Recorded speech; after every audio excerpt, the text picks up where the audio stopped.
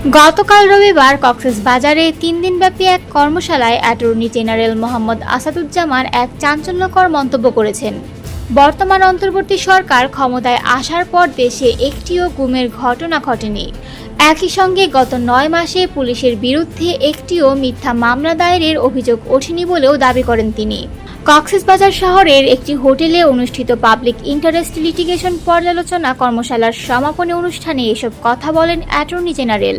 তার মতে, রাষ্ট্রের আইন কর্মকর্তা হিসেবে তিনি অন্যায় ও নিপীড়নের বিরুদ্ধে কাজ করছেন, সরকারের স্বার্থে নয়। তিনি জানান, বিগত কয়েক বছরে প্রায় 4,500 মানুষ বিচার বহির্ভূত হত্যার শিকার হয়েছে, অথচ তখন অনেক এনজিও এবং মানবাধিকার সংগঠন মুখ খুলেননি। তিনি বলেন, বিএনপির আমলে কিছু এনজিও গণগ্রেপ্তারের বিরুদ্ধে কথা বললেও বর্তমানে তাদের নীরবতা চোখে পড়ার মতো। বিএনপির মতে তাদের সময়ে প্রায় 60 লাখ গায়েবী মামলা হয়েছিল, যার 99% মামলার বাদী ছিল পুলিশ। এমনকি মৃত ও বিদেশে অবস্থানরত ব্যক্তিদেরও আসামি করা হয়েছে। 3 দিনব্যাপী এক কর্মশালায় সভাপতিত্ব করেন সুপ্রিম কোর্টের হাইকোর্ট ডিভিশনের বিচারপতি মুজিবুর রহমান মিয়া।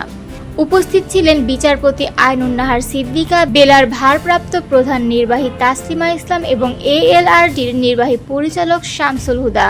এই কর্মশালায় সরকারি কর্মকর্তাদের পাশাপাশি অংশ নেন বিভিন্ন এনজিও, মানবাধিকার সংস্থা ও আইনজীবীরা, যেখানে বিচার ব্যবস্থার স্বচ্ছতা ও মানবাধিকার নিয়ে নানা আলোচনা হয়। গত 9 মে শুরু হয়ে রোববার শেষ হয় 3 দিনব্যাপী এ কর্মশালা।